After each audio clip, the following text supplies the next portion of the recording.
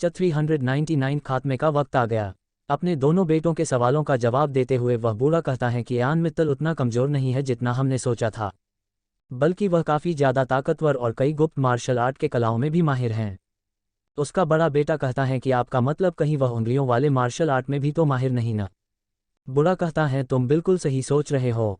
अयान मित्तल काफ़ी ज़्यादा खतरनाक है और उसे काउंटर करना किसी अकेले के बस की बात नहीं है। उसने मेरे भी दोनों हाथों को कोहनी के नीचे बेकार कर दिया है। अब मैं ज़्यादा कुछ कर नहीं सकता हूँ।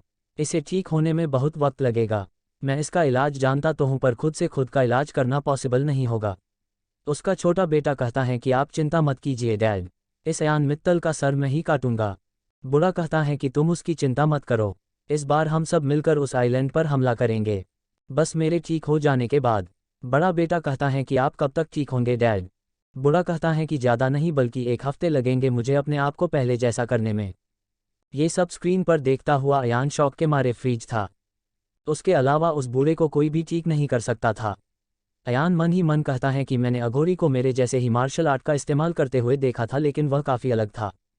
उससे बस चोट ही पहुंचता था या फिर थोड़ी देर के लिए पैरालाइज होता था, लेकिन मेरे मार्शल आर्ट का इफेक्ट परमानेंट होता है। इसका कोई इलाज पॉसिबल नहीं है। यह मुझे मास्टर दजांग ने बताया था, तो फिर इस बूढ़े के पास इलाज कहाँ से आ गया? अयान आगे देखता ही रहता है। अयान देखता है कि उसके बाद वह बूढ़ा अपने लेबोरेटरी में जाता है और एक बॉक्स की तरफ इशारा करते हुए कहता है कि इसका 10-10 मिलीलीटर मेरे दोनों हाथों में इंजेक्ट कर दो। उसके बेटे ऐसा ही करते हैं। बूढ़ा कहता है कि तुम लोग तैयारी पर लग जाओ, अगले हफ्ते हम इस आइलैंड को शमशान में बदल देंगे। आज से पहले ऐसा कभी नहीं हुआ होगा। उसके बेटे कहते हैं कि ठीक है डैड, हम तैयारी करते हैं अयान मित्तल के कब्र खोदने की। उसके बाद वे वहां से चले जाते हैं और बूढ़ा अपना सर ऊपर करते हुए कहता है कि बहुत जल्द दुनिया डेविल के खौफ को जानेगी।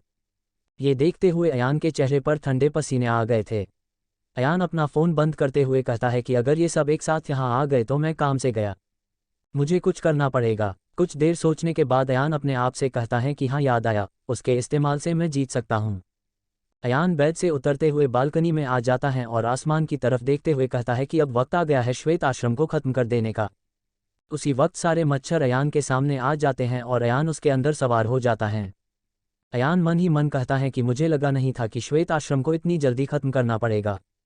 अयान ड्रिबा से कहता है कि रूही को कॉल लगाओ। ड्रिबा कहता है कि सॉरी सर, लेकिन वह मर चुकी हैं।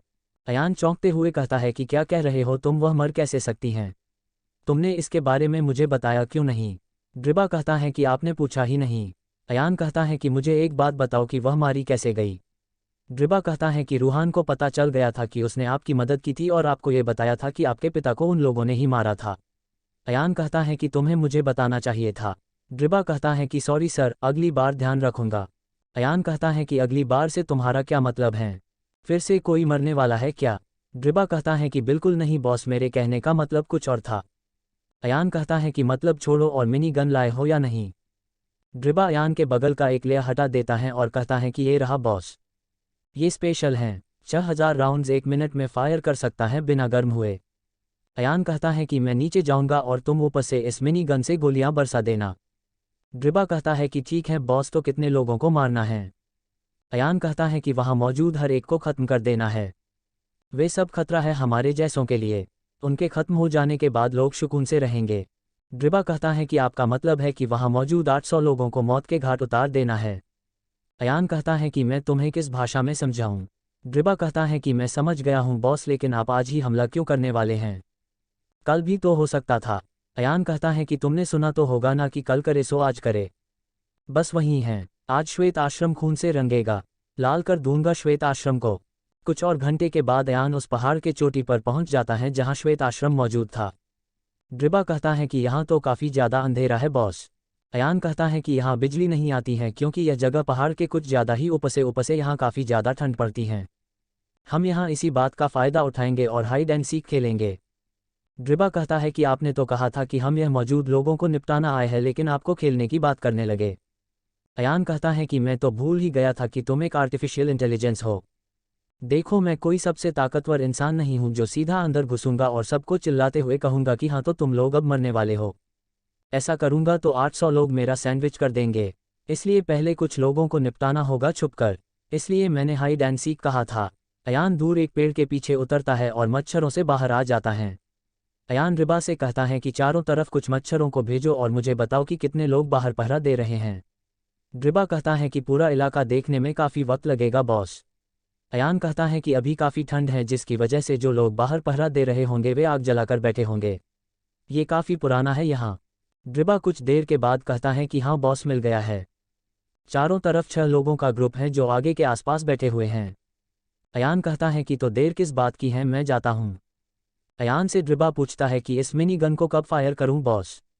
अयान कहता है कि मैं तुम्हें बता दूंगा, तब तक ऊपर से नज़र रखकर मुझे बताते रहो। ड्रिबा कहता है कि ओके बॉस। उसके बाद अयान पहले ग्रुप की तरफ बढ़ने लगता है। कुछ देर चलने के बाद अयान उस ग्रुप के पास पहुंच जाता है जो वहां बैठकर बातचीत करने में व्यस्त थे। अयान एक पेड़ के पीछे खड़े होकर उनकी बातें सुनने लगता है।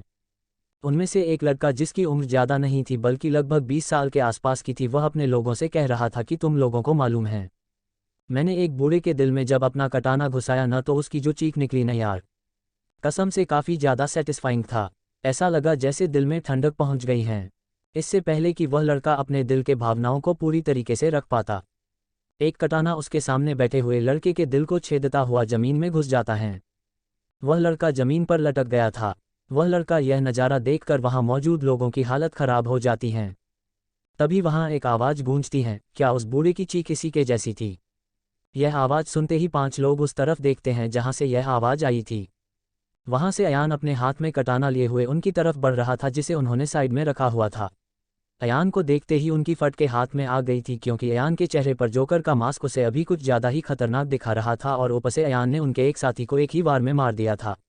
वे लोग तो डर के मारे हिलने लगे थे। अयान इस खामोशी को तोड़ते हुए कहता है कि तुम लोगों ने मुझे बताया नहीं कि क्या उस बूढ़े की चीख भी तुम्हारे मरने वाले साथी की तरह ही थी? 400 श्वेत आश्रम में लाशों का ढेर। अयान की बात सुनकर वह लड़का कहता है कि तुम तो वह किलर एक्स हो ना? अयान कहता है कि बिल्कुल, लेकिन पहले मेरे सवाल का जवाब दो को मैंने पूछा था। वह लड़का अपने दोस्तों की तरफ देखने लगता है। उसका एक दोस्त कहता है कि यह अकेला है और हम 5, हमारे जितने के चांस काफ़ी ज़्यादा है। एक दूसरा लड़का कहता है कि पागल हो गए हो क्या?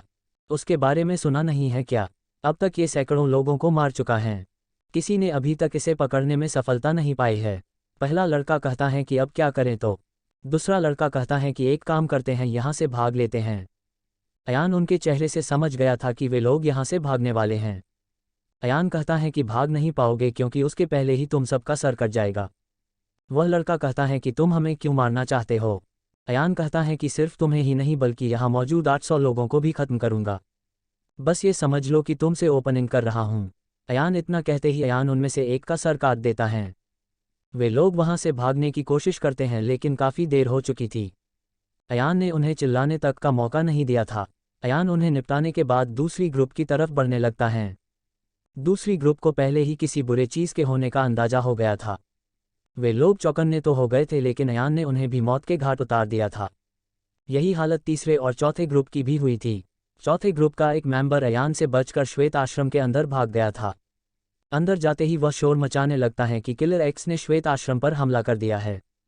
ये खबर कुछ ही मिनट में जंगल में लगी हुई आग की तरह फैल जाती है। ये दरअसल अयान का प्लान था ताकि वे श्वेत आश्रम के सारे लोगों को बाहर निकाल सके। अयान का प्लान बिल्कुल काम करता है और पूरे श्वेत आश्रम में भगदड़ मच जाता है। ये खबर जब रूहान के पास पहुंचती है तो वह उस भागे हुए लड़के से पूछता है कि कितने लोगों के साथ वह आया है यहाँ। वह लड़का कहता है कि किलर एक्स अकेला आया है और सबको मार दिया जो बाहर पहरा दे रहे थे। अब वह अंदर की तरफ बढ़ रहा है। राघव कहता है कि आप बोलो रूहान भाई, अभी उसका सर काट कर लाते हैं। रूहान बाकियों को बाहर जाने के लिए कहता है। बाकी सबके बाहर जाने के बाद वह राघव को कहता है कि उसने आई गैंग के 3 पिलर्स का अकेले ही शिकार कर दिया है। उन सब के साथ काफ़ी सारे ट्रेंड लोग थे जिनके पास हथियार थे। उसने अकेले ही उन सबको जान से मार दिया। राघव कहता है कि तो आपके हिसाब से क्या करना चाहिए रूहान भाई? रूहान कहता है कि हम सारे 800 लोग एक साथ उसके ऊपर हमला करेंगे, वह उसके बाद कुछ भी नहीं कर पाएगा। राघव कहता है कि ठीक है भाई, अगर आपको ऐसा ही लगता है तो ठीक है। कुछ ही देर में सारे 800 लोग श्वेत आश्रम के गेट के सामने वह सारे हथियार लेकर खड़े हो गए थे जो जल्दबाजी में उनके हाथ लग गई थी। वे लोग अब गेट के खुलने का इंतजार कर रहे थे। उनके हथियार वही सब टूल थे जिससे वे ट्रेनिंग किया करते थे। उनका इंतजार जल्द ही खत्म होता है जब श्वेत आश्रम का गेट खुलता है और अयान अपने हाथ में कटाना लिए हुए अंदर घुसता है जिसके ऊपर से बूंद बूंद करके खून जमीन पर पटक रहा था। मास्क वाले इस इंसान को देखकर वहां के आधे लोगों की हालत खराब हो गई थी। उन लोगों ने किलर एक्स के बारे में सुन रखा था, कैसे वह लोगों को मारा करता था। बाकी के लोग इस बात से अपने आप को संभाले हुए थे कि वे 800 थे और अयान अकेला। फिर भी उन्हें भी डर तो लग ही रहा था। रूहान, राघव और बाकी के लोग उन सब के आगे खड़े हुए थे, बिल्कुल किसी लीडर की तरह। अयान अंदर घुसते ही चिल्लाते हुए कहता है कि क्या हाल चाल, घर में सब ठीक ठाक, धंधा कैसे चल रहा है मडका। रूहान कहता है कि हमारा तो सब ठीक चल रहा है, लेकिन शायद तुम्हारी किस्मत खराब जो यहाँ पहुँचाए हो, लगता है कि रास्ता भूल गए हो। अयान हंसते हुए कहता है कि अबे ढक्कन, अगर मैं रास्ता भूल जाता तो पहाड़ क्यों चढ़कर आता। रूहान कहता है कि मैं जानता हूं कि तुम्हारा खौफ कितना है, लेकिन अब तुम्हारा सब कुछ यहाँ खत्म होगा तुम्हारे मौत के साथ। अयान हंसते हुए कहता है कि सुना नहीं है क्या, शेर का शिकार जंगली कुत्ते झुंड में भी नहीं कर सकते हैं। ये सुनते ही रूहान गुस्से में आ जाता है और चिल्लाते हुए कहता है कि मेरे भाइयों, इसकी कब्र यहीं खोद दो। रूहान का इशारा मिलते ही सारे लोग अयान की तरफ अपने हथियार को उठाकर दौड़ने लगते हैं। जब वे लोग अयान से बस 10 मीटर की दूरी पर होते हैं तो अयान ड्रिबा को फायर करने का इशारा करता है। अयान का इशारा मिलते ही ड्रिबा मिनी गन से गोलियां बरसाना शुरू कर देता है। ऐसा होते ही जो लोग अयान को मारने आ रहे थे वे अब अपनी जान बचाने के लिए इधर उधर भागने लगे थे। इस भगदड़ में कई लोग दूसरे के नीचे कुचलकर मार दिए गए थे। फिर भी गोलियां रुकने का नाम नहीं ले रही थी। 1 मिनट से भी कम में कई 100 लोगों को मौत के घाट उतार दिया गया था। रूहान की तो ये देखकर हालत पतली हो गई थी। चूंकि वे लोग मैदान में खड़े थे, इसलिए जब तक वे लोग भाग पाते तब तक आधे से ज़्यादा मार दिए जा चुके थे। अब अयान भी अपना कटाना लेकर आगे बढ़ने लगता है और सामने आ रहे लोगों को मारना शुरू कर देते हैं। जो लोग श्वेत आश्रम के बिल्डिंग में घुसने के लिए भाग रहे थे वे जा ही नहीं पाए थे, क्योंकि ड्रिबा ने गोलियों से बिल्डिंग के कई हिस्सों को गिराकर छिपने के सारे रास्ते को बंद कर दिया था। अयान और ड्रिबा ने 10 मिनट में रूहान, राघव, तेज और कुछ लोगों को छोड़कर सबको मौत के घाट उतार दिया था। वहां हर तरफ खून ही खून नजर आ रहा था, लाशों से बाहर हुआ खून। अयान भी पूरी तरह से खून से नहा चुका था। अयान के कपड़े और मास्क पूरी तरह से खून से रंग चुके थे। रूहान और बाकियों की तो ये देखकर हालत खराब हो गई थी। उन्हें तो भरोसा ही नहीं हो रहा था कि 800 लोग ऐसे मार दिए गए थे जैसे वे 800 न होकर 8 लोग हैं। अयान कहता है कि अब तुम 6 लोगों की बारी है। अब रूहान को छोड़कर बाकी के 5 लोग अयान के ऊपर टूट पड़ते हैं। राघव और तेज अयान के ऊपर हमला करते हैं, लेकिन अयान तेज के हाथों को पकड़ लेता है और राघव के हमले को डॉज कर देता है। राघव चूंकि काफ़ी ट्रेंड फाइटर था और बाकी के सब निंजा थे, इसलिए वे बच गए थे। एक निंजा अपना कटाना अयान के दिल में घुसाने की कोशिश करता तो अयान तेज को अपने आगे खींचकर उसे आगे धक्का दे देता है। उस निंजा का कटाना सीधे तेज के दिल के आर पार हो गई थी। तेज वहीं ढेर हो गया था और राघव जब अयान के ऊपर हमला करता है तो अयान अपने फुटवर्क का इस्तेमाल करते हुए उसके हमले को चकमा देते ही उसके घुटने पर एक जोरदार लात मारता है, जिससे चटकने की आवाज़ वहां गूंज जाती है। राघव घुटने पर आ गया था। अयान एक निंजा को डॉज करता है और राघव के गले को रेत देता है। राघव हथियार छोड़कर अपना गर्दन पकड़कर वहां तड़पने लगता है।